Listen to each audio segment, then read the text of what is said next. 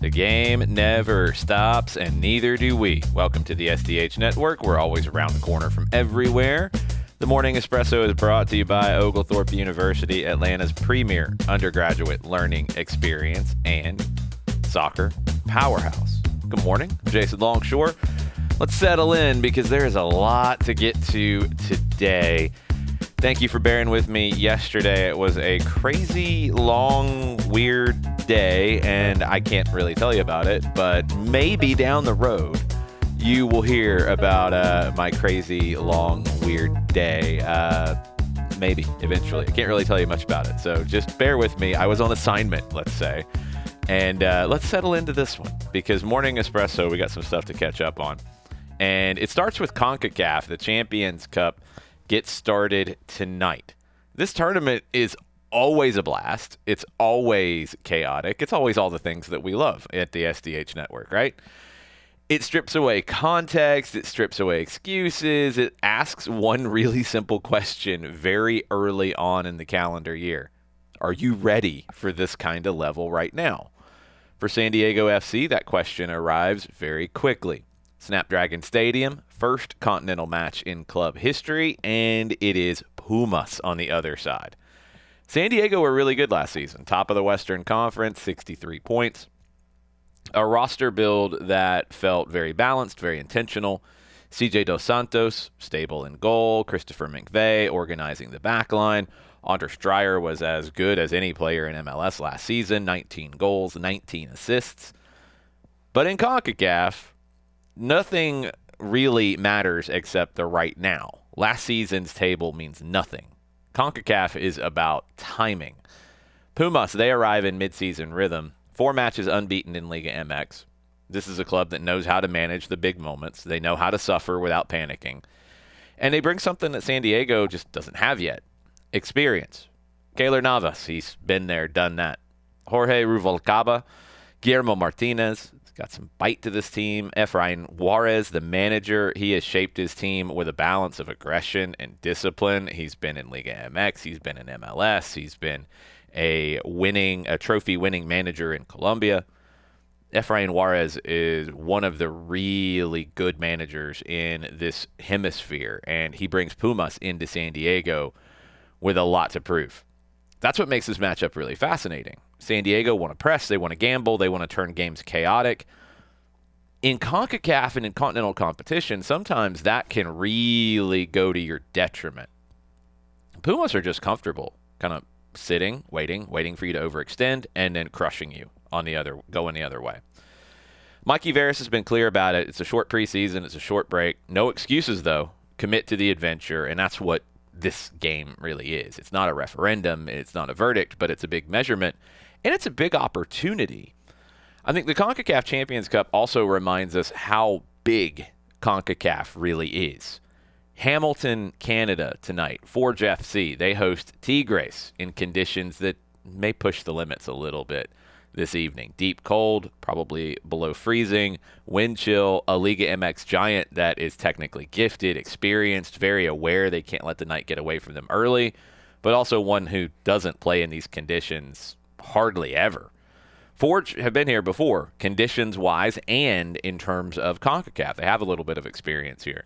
They know the math. You start fast. You need to be perfect in the big moments, but you've got to use the environment in this 90 minutes. And you've got to use it, I think, fast in the 90 minutes before Tigres gets settled in and really starts to deal with it. Then there's Tegucigalpa, Olimpia hosting Club América. History layered on history with these two. America chasing an 8th continental title. Olimpia, they are always remembering those moments where they've knocked off the giants before. CONCACAF doesn't wait to build drama. It starts with drama. It starts with madness, and you're going to get some of that today. By the end of tonight, nobody's going to advance, but we'll know a little bit more than we did starting this competition, and then more games tomorrow, and we'll be covering all of it on the SDH Network. Let's go to the off-the-field kind of side, at least an off-the-field conversation about the on-the-field side. And let's talk about player health a little bit here. The sport's also kind of at the moment being forced to answer some questions that it's avoided for a long time.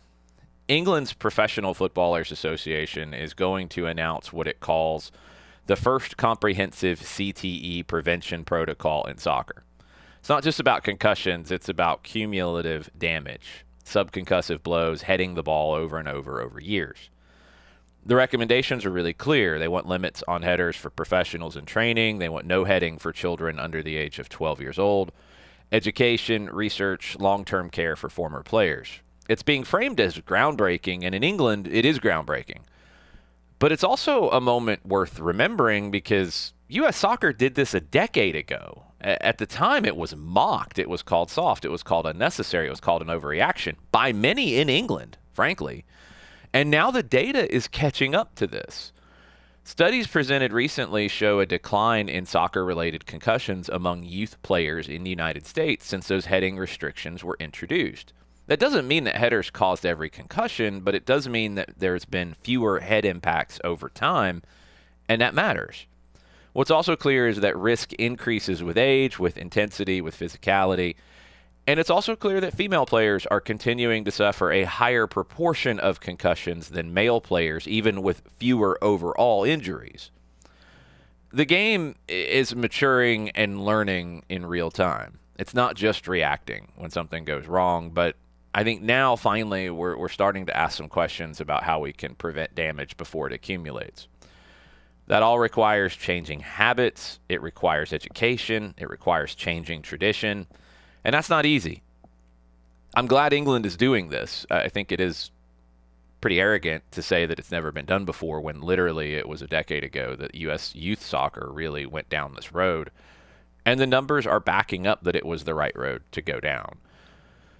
It's a big change. It's a big conversation that needs to be had more and more. I'm glad it's being had in England. It needs to be had in other countries as well. And I'm glad that the United States is starting to lead this. As somebody who has suffered from a concussion, a very serious one in their life, that probably had something to do with the subconcussive kind of blows. And yeah, heading the ball might have factored into it, but I played basketball and I got hit in the head playing all sports, including soccer, during my youth career and through high school.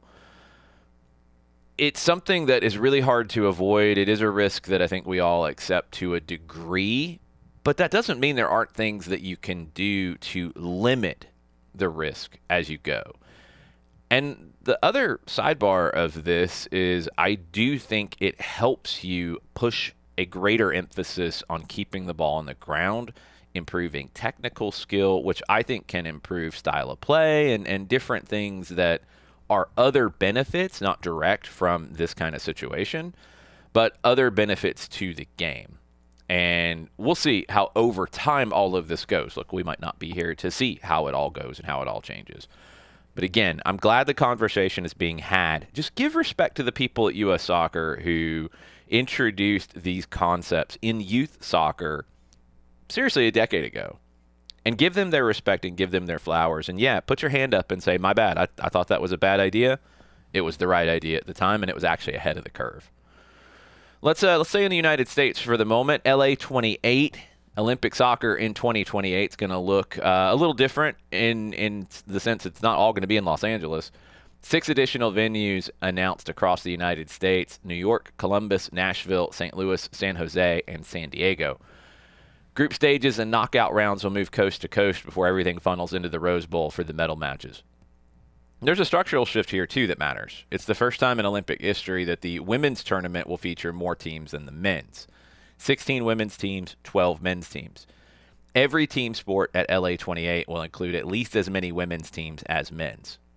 That's awesome. Love to see this. It changes the opportunity, it changes the visibility, and it changes what the next generation sees as just normal.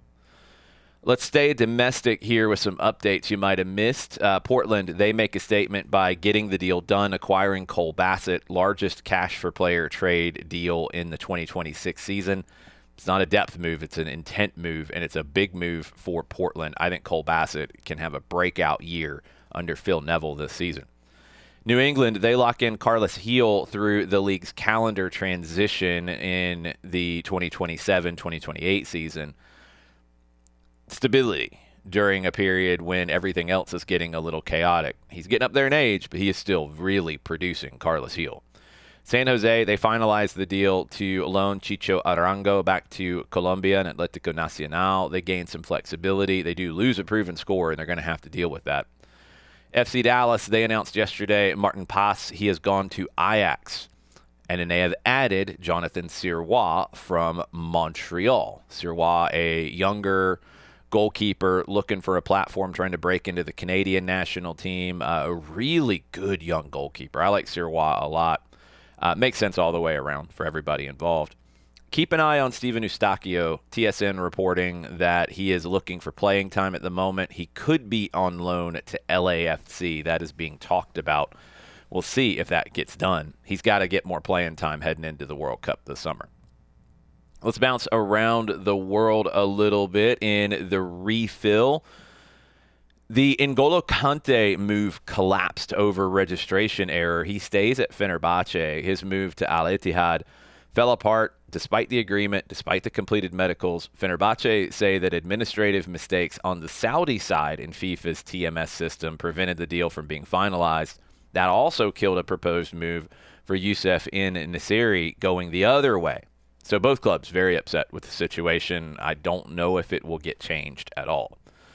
Former Tottenham Hotspur chairman Daniel Levy is in talks to sell his 30% stake in ENIC, the investment group that owns 85% of Spurs. Bloomberg reports that a consortium including Hong Kong businessman Ingwen Fai is involved, potentially offering a backdoor route into the club after previous bids had been rejected.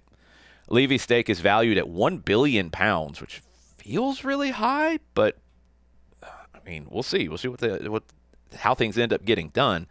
Any movement would reshape a long-running power structure at Tottenham. Karim Benzema, he has left Al Ittihad to sign with rivals Al Hilal after intervention from the Saudi Public Investment Fund resolved deadline day issues. The move, following Benzema's rejection of an extension he viewed as disrespectful, has intensified internal league tensions and reportedly angered Cristiano Ronaldo at Al Nassr. Al Hilal, already the country's most decorated club, they strengthen their title credentials. Ronaldo is having disputes at Al Nassr and with the Public Investment Fund.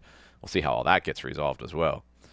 Marc-Andre Ter Stegen, he has suffered a left hamstring injury while on loan at Girona, just his second appearance after arriving from Barcelona. He's got to get back on the field to try to become Germany's #1 goalkeeper ahead of the World Cup. Robert Lewandowski's been linked with moves to the Chicago Fire. He will not make a decision on his future at Barcelona until April. There have been Saudi offers as well. If he stays at Barcelona, he wants to see what happens in the presidential elections in March at the club, but he would have to take a pay cut and probably a reduced role, and I don't know if he wants to do that. Racing Club in Argentina, a great 2025, but they've opened the current season, the Apertura in Argentina, with 3 straight defeats. Visible frustration from manager Gustavo Costas towards his squad. Argentine media note that it's Racing's worst start to a league campaign in a long time. Questions about confidence, leadership, pressure already mounting at Racing. Pisa, they have dismissed Alberto Gilardino after just 1 win in 23 Serie A matches. They are 4 points from safety at the moment. Saturday's home defeat to Sassuolo proved decisive. Pisa called it a difficult decision for Gilardino, and we'll see if they can stay up. It's not looking good at the moment. And I also kind of groaned because let's go back to Brazil and talk about John Textor. Yeah. The whole saga continues to just twist and turn. Now we're going into the skepticism range, not just from me and from others, but from folks inside of Botafogo and inside Brazil at the moment. So Textor floated a personal cash injection and the arrival of outside investors to stabilize the club, stabilize the internal business at the club. Leaders publicly framed the promise as a bluff, and they opted to wait for the conclusion of an independent audit into previous loans before approving any new capital move. And depending on who you talk to, it could be leaning either way at this point. This audit that should be completed by the end of the week has become kind of this pivot point for the club's short-term future. But this whole dispute, it's increasingly playing out in public. Journalist João Pedro Fragoso, he stated that he twice sought clarification from Textor about the promised personal investment before publishing his report in Globo, received no response. Then he publishes. Textor fired back on Instagram with a story that said, quote, "Bad math, anonymous sources, and fake news for clicks." Good job, John. Veteran reporter Daniel Brauna, he went further. He criticized Textor's approach as just creating even more mistrust among supporters and allies alike. It's not calming the situation. It's making it even more volatile. Now, there could be more internal consequences. There have been some public denials, but multiple reports are suggesting that it is increasingly unlikely that CEO Taro Arruda will remain at the club. Direct clash with Textor over this situation. Now there's a breach of trust. If Arruda exits, it'd be another destabilizing moment inside the club.